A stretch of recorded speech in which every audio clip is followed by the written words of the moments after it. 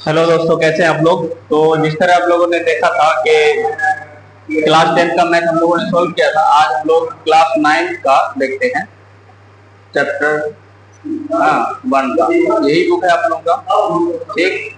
इसी बुक से जो है आज हम लोग स्टार्ट करते हैं बिहार बुक का, ठीक। अब हम लोग इसमें थोड़ा सा कुछ देखते हैं। इसमें कुछ चीजें पहले है जो हम लोग को पढ़ना पड़ेगा।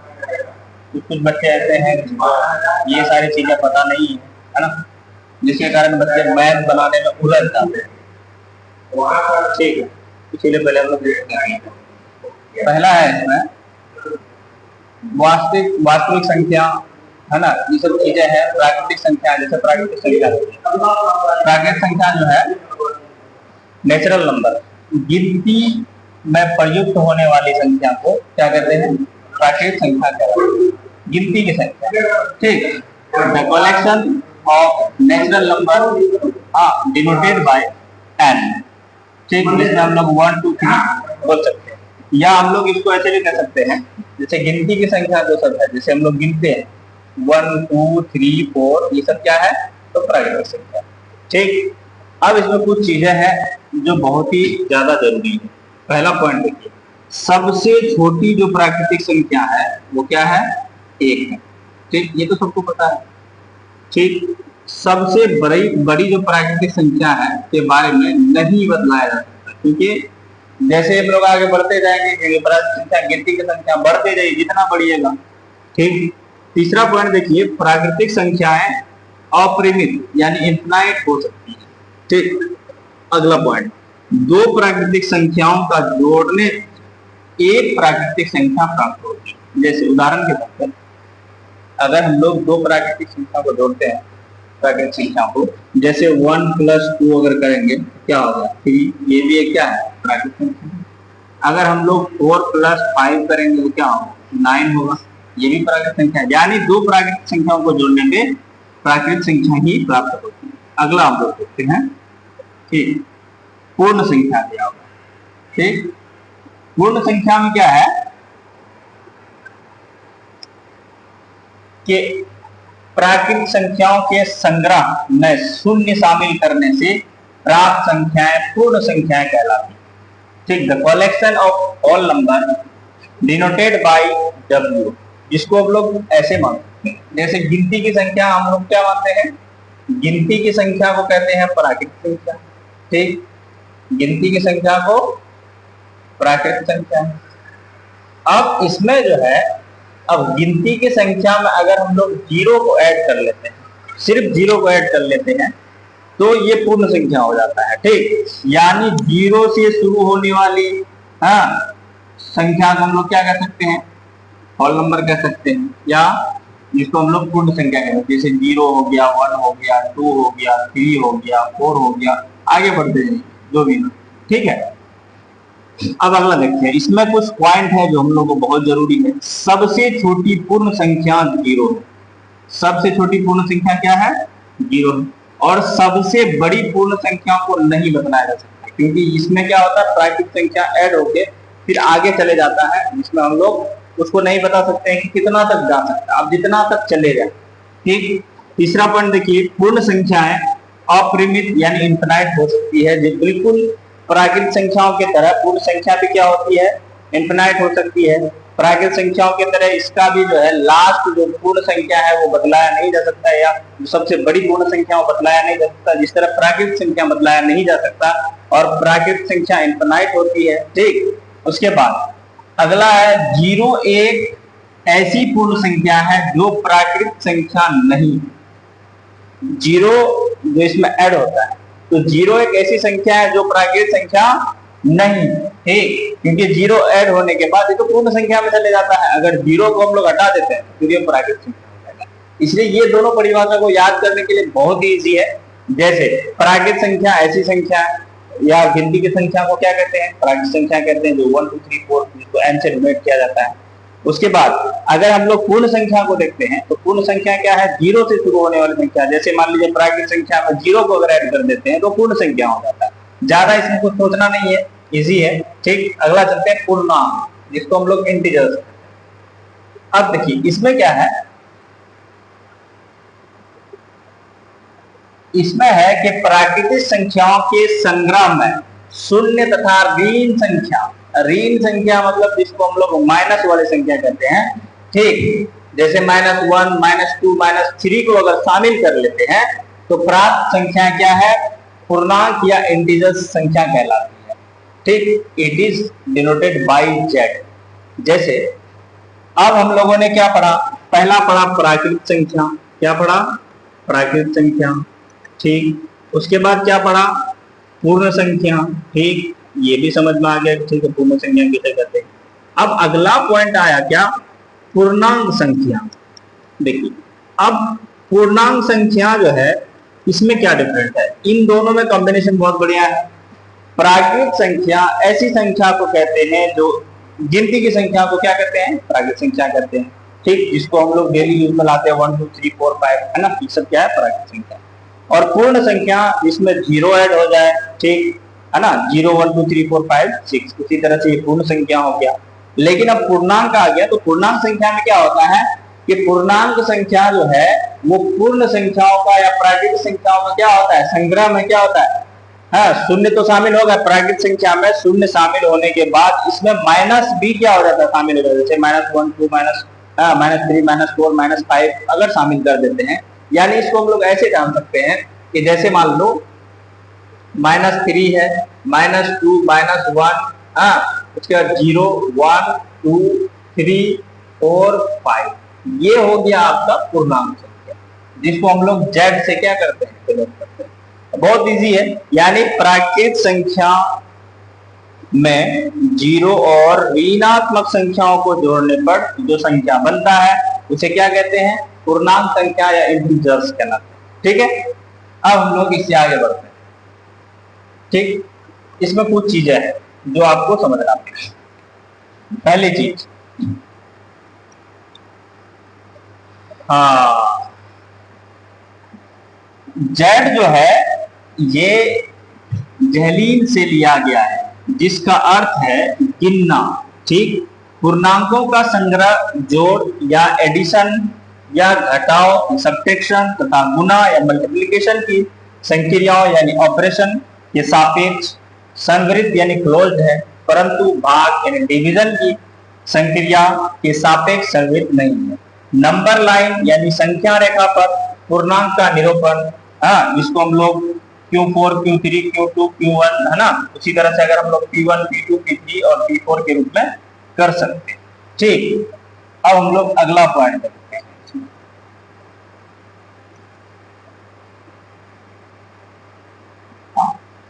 मान लिया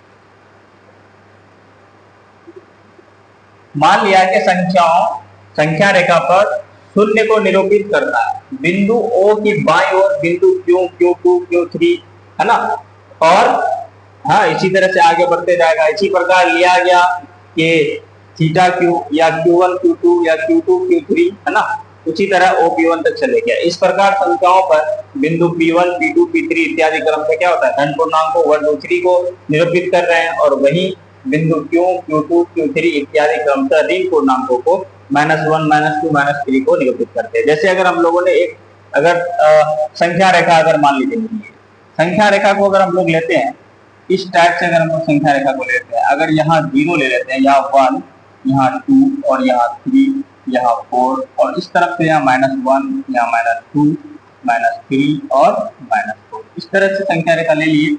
अब अगर हम इसको मान लेते हैं, हाँ, Q1 Q2 Q3, ठीक, अगर हम इसको ले लेते हैं तो यहाँ आ जाएगा P1, P2 P3 और P4, उसी तरह से इधर Q आ जाएगा, Q1 Q2 Q3 Q4 आ जाएगा, ठीक, और इसमें ज्यादा कुछ नहीं, ठीक है। आगे चलते हैं। अब है सम संख्या, जो बहुत इजी है, ये तो लगभग 4 क्लास के बच्चे 5 क्लास के बच्चे पढ़ते हैं, लेकिन अभी 9 क्लास के बच्चों को भी पढ़ने का जरूरत है, क्योंकि कुछ ऐसे भी बच्चे इसमें जिसको सम संख्या तक मालूम नहीं होता है, विषम संख्या तक मालूम नहीं होता है। ये बहुत दुखद बात है ना। इसलिए हम लोग इसको शामिल कर लिए ताकि जो भी बच्चे अगर सम संख्या विषम संख्या में भी अगर उन लोगों को पता नहीं है तो फिर वो इस चीज को कम से कम रिपीट हो जाए तो बच्चे को ध्यान में आ जाए। पढ़ा तो होगा सब, लेकिन ये एक भूल जाए। ठीक, अब हम लोग सम संख्या में जिसको इवन नंबर कहते हैं, जिस प्राकृतिक संख्या में 2 से पूर्णतः भाग लग जाए उसे सम संख्या कहते हैं। ये परिभाषा के रूप में हम लोगों ने इसको दिया है। लेकिन हम लोग ऐसे भी जानते हैं 2 से पूरी तरह कट जाए, ठीक है ना, जो 2 से पूरी तरह कट जाए, है ना, जो 2 से पूरी तरह विभक्त हो जाए, जो भाग लग जाए या जिसको पूर्णतः विभाजन हो जाए 2 से, उसे क्या कहते हैं? सम संख्या कहते हैं।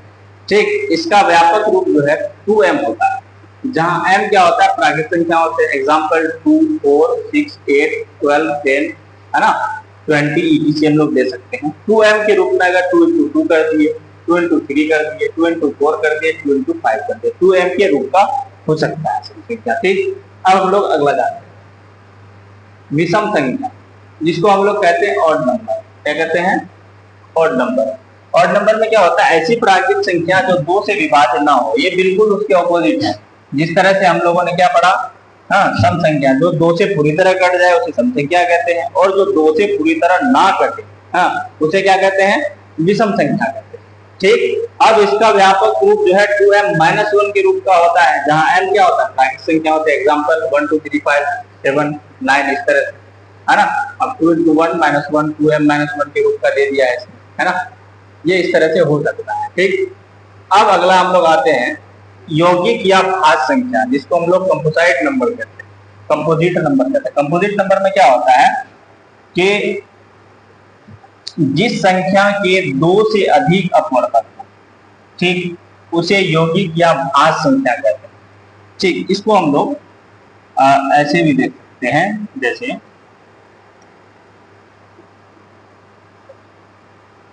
एक, ये तो एक परिभाषा हो गया कि जिस संख्या के 2 से अधिक अपवर्तक हो, है ना, उसे यौगिक या भाज्य संख्या कहते हैं। जैसे 4 है, 1, 2, 4, यानी 1 से भी कटने वाला है, 2 से भी कटने वाला है और 4 से भी कटने वाला है। लेकिन एक परिभाषा हम लोग ऐसे भी यूज कर सकते हैं भाज्य संख्या का। ठीक, भाज्य संख्या, भाज्य संख्या ऐसी संख्या, ठीक, ऐसी संख्या जो 1 से कटे, ठीक, स्वयं से कटे तथा दूसरे संख्या से भी कटे। ठीक, दूसरे संख्या से भी कटे उसे भाज्य संख्या कहते हैं। यह भी एक इसका परिभाषा है, भाज्य संख्या। ठीक, जैसे 4 जो है 1 से भी कटेगा, ठीक, 2 से भी कटेगा और 4 से भी कटेगा। ठीक, इससे भी कटेगा, 2 से भी कटेगा और 4 से भी कटेगा, जिसको हम लोग यौगिक या भाज्य संख्या भी कहते हैं। ठीक, इसका 2 परिभाषा हो गया। चाहे तो आप ये याद रख सकते हैं जो आपको इजी लगे, लेकिन इतना ध्यान में रखना है कि भाज्य संख्या जो है वो उसके 2 से ज्यादा अपवर्तक होते हैं। ठीक है ना, कितना से? 2 से ज्यादा अपवर्तक होते हैं, उसे क्या कहते हैं? भाज्य संख्या या यौगिक संख्या भी कहते हैं। ठीक, अगला हम लोग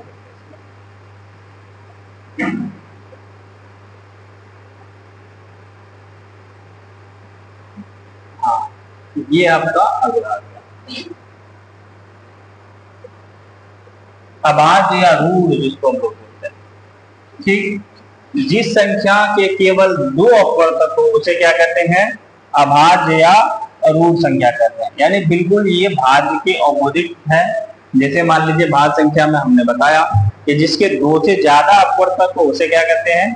भाज्य संख्या, और जिसके सिर्फ 2 अपवर्तक हो उसे क्या कहते हैं? अभाज्य संख्या। या इसको दूसरे परिभाषा के रूप में हम लोग ऐसे जान सकते हैं, अभाज्य संख्या ऐसी संख्या है जो 1 से कटे, स्वयं से कटे तथा दूसरी संख्या से ना कटे। ठीक, इसे क्या कहते हैं? अभाज्य संख्या कहते हैं। एग्जाम्पल में दे दिया जैसे 2। ठीक, अब इसमें सोचने वाली बात यह है कि इसमें क्वेश्चन आता है कि सबसे छोटी, हाँ, भाज्य संख्या क्या है? ठीक, भाज्य संख्या क्या है? तो सबसे छोटी जो भाज्य संख्या वो है 4। क्या है? 4 है। दूसरी चीज इसमें एक सवाल आपको और आ सकता है कि सबसे छोटी आभाज्य संख्या क्या है। ठीक, सबसे छोटी आभाज्य संख्या क्या है, इसका आंसर आएगा 2। और इसमें एक क्वेश्चन और पूछता है कि सबसे छोटी सम आभाज्य संख्या क्या है। अगर सम जोड़ दिया तब भी 2 आएगा, लेकिन अगर पूछ दिया कि सबसे छोटी विषम आभाज्य संख्या क्या है, तो सबसे छोटी विषम आभाज्य संख्या होता है 3। अब कुछ बच्चे ऐसे होते हैं जिसको लगता है कि अगर जो विषम होगा वही क्या होगा, अभाज्य होगा, लेकिन ऐसा जरूरी नहीं है। 2 क्या है, सम है, लेकिन सम होने के साथ वो क्या है, अभाज्य संख्या। ठीक, क्या है, अभाज्य संख्या, है ना। उसके बाद एक ना तो भाज्य है ना अभाज्य है, तो उसके बारे में सोचना ही नहीं है। ठीक, क्योंकि उसमें परिभाषा में पहले ही बता दें, जिसमें अभाज्य संख्या उसे कहते हैं जिसके 2 अपवर्तक होना चाहिए मिनिमम। तो एक का तो 2 अपवर्तक हो ही नहीं सकता है, एक सिर्फ 1 से कटेगा। और भाज्य संख्या में क्या है, ऐसी संख्या जिसके 2 से ज्यादा अपवर्तक होते हैं, तो एक का तो कहीं नामो निशान है ही नहीं, ना एक भाज्य है ना ही अभाज्य, ना इधर का ना उधर का। ठीक, अब हम लोग देखते हैं परिमेय संख्या। परिमेय संख्या जो इस चैप्टर के लिए ये जो है जान है इस चैप्टर का, परिमेय संख्या का आपको परिभाषा याद होना चाहिए, जिसको रेशनल नंबर कहते हैं। ऐसी संख्या जो p/q के रूप में हो। ठीक, p/q या p/q के रूप में हो, जहां q जो है ये q नॉट इक्वल 0, यानी 0 नहीं होना चाहिए, परिमेय संख्या कहलाती है। एग्जाम्पल में जैसे 5/6 दिया हो, यहाँ नीचे में क्या है 6, 0 तो नहीं ना है, यहाँ 3। अब यहाँ -3 है तो उसके नीचे में 1 होगा नहीं, तो इसी तरह से दिया गया, यहाँ 3/5 है, 4/6 है, 5/3 है ना। इसे r से सूचित किया जाता है, क्योंकि a/1 जैसे अगर हम लोग मानते हैं बराबर a/1 है। ठीक है, a/1 और पूर्णांक a की संख्या है। अब देखिए अपरिमेय संख्या जिसको हम लोग इरेशनल नंबर कहते हैं, ये भी होता है। अब देखिए इरेशनल नंबर में क्या है,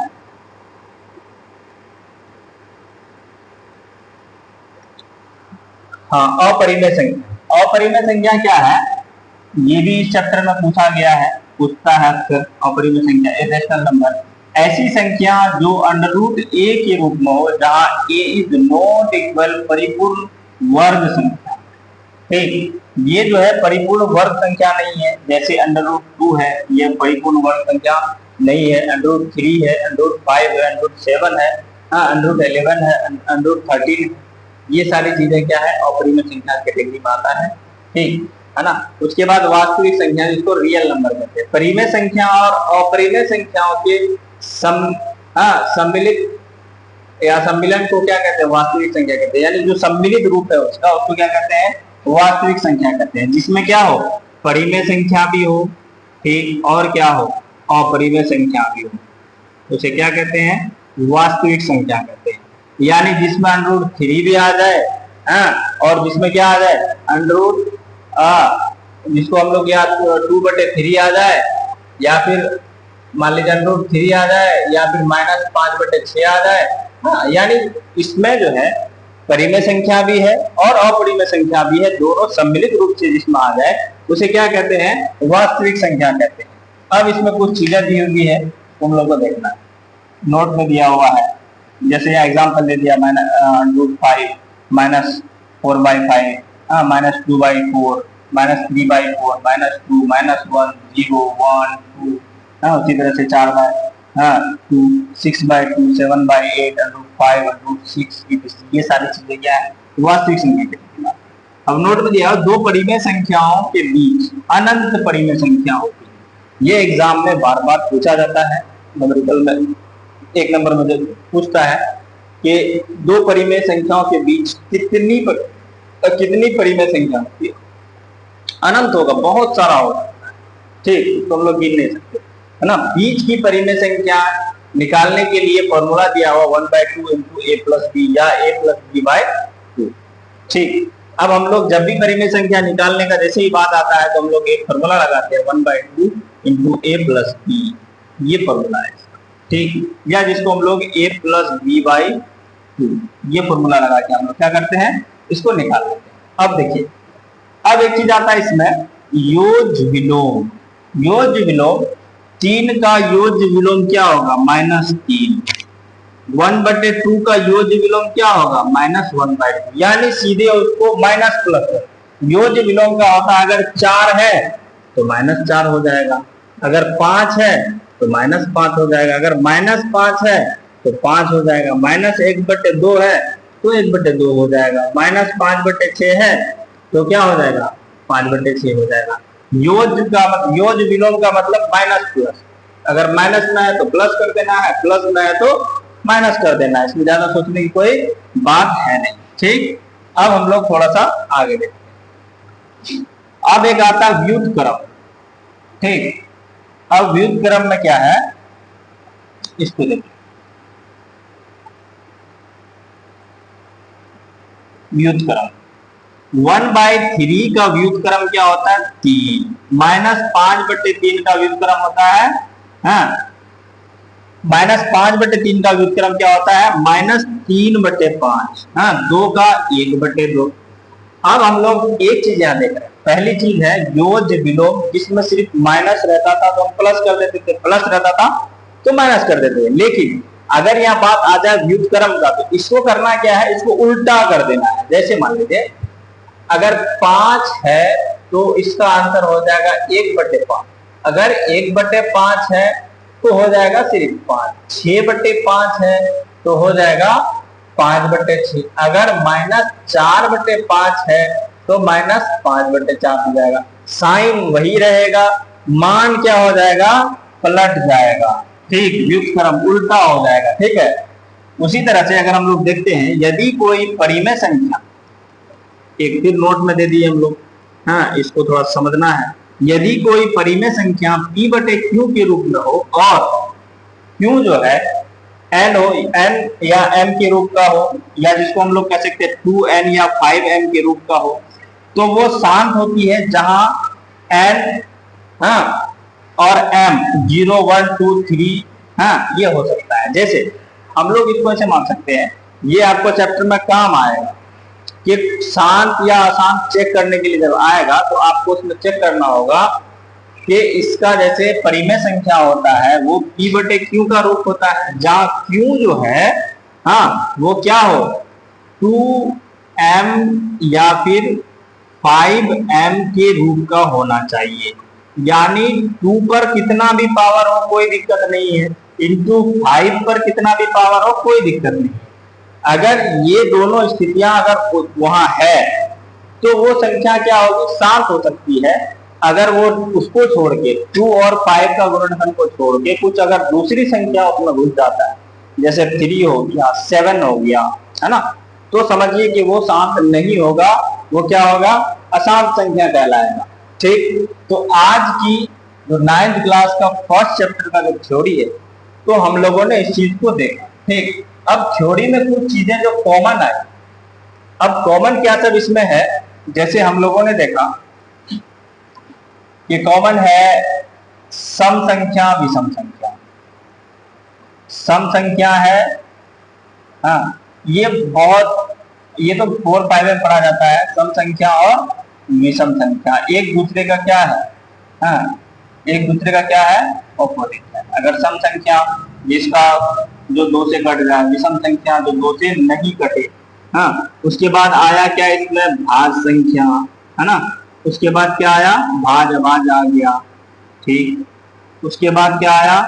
प्राकृत संख्या, है ना, उसके बाद और इसमें क्या आया? वास्तविक संख्या आया। ठीक, और इसमें क्या आया? परिमेय संख्या। ठीक, और इसमें क्या आया? अपरिमेय संख्या, ना। ये सारी चीजें हम लोगों ने पढ़ ली। इसमें कुछ चीजें, कुछ पॉइंट्स भी हम लोगों ने दिया है जिसको याद करने की जरूरत है, याद रखने की जरूरत है कि अगर आपको आगे मैथ बढ़ाना हो तो उन पॉइंटों को याद रखना बहुत जरूरी है। अगर आप याद नहीं रखेंगे तो मैथ बनाने में आपको मजा नहीं आएगा।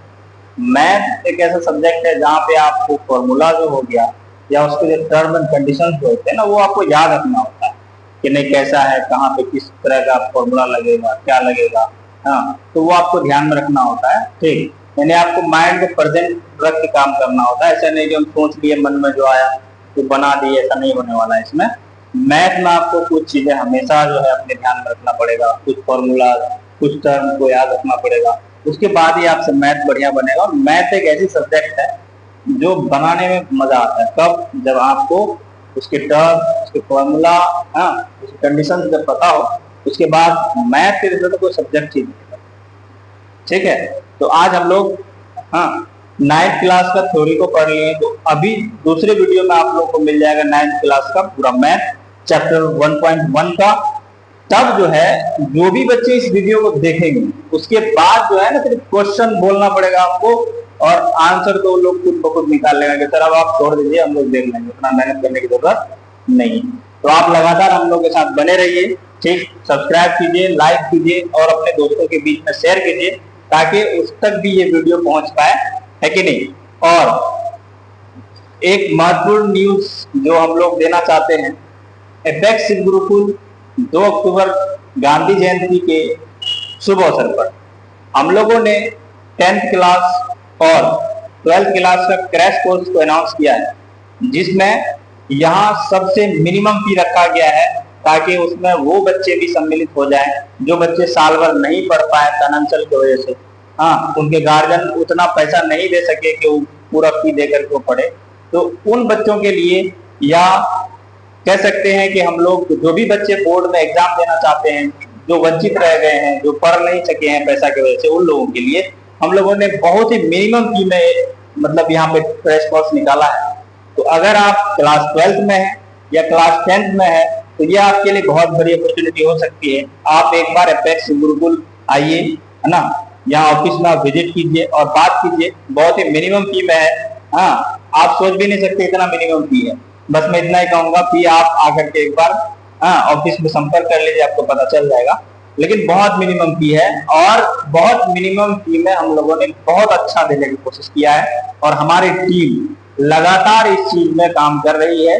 तो हम चाहेंगे कि आप लोग जो भी बच्चे हैं बाहर, जो इधर उधर भटक रहे हैं, जो ऐसे संस्थान में पढ़ रहे हैं जहां आपको सारे सब्जेक्टों का संग्रह नहीं मिल पा रहा है, अगर कहीं मैथ मिल रहा है तो दूसरी चीजें नहीं मिल पा रही है, तो आप एकदम बेहिचक एपेक्स गुरुकुल आ सकते हैं, जहां आपको ऑफलाइन टेस्ट सीरीज के साथ साथ टीचर्स के गाइडेंस में आपकी क्लास भी होगी और ऑफलाइन टेस्ट सीरीज भी होगी, जिससे आपको पता चलेगा कि हम बोर्ड में कितना मार्क्स स्कोर कर सकते हैं। तो कृपया आप लोग अगर करना चाहते हैं तो आप एक बार जरूर विजिट कीजिए एपेक्स गुरुकुल। ठीक, धन्यवाद।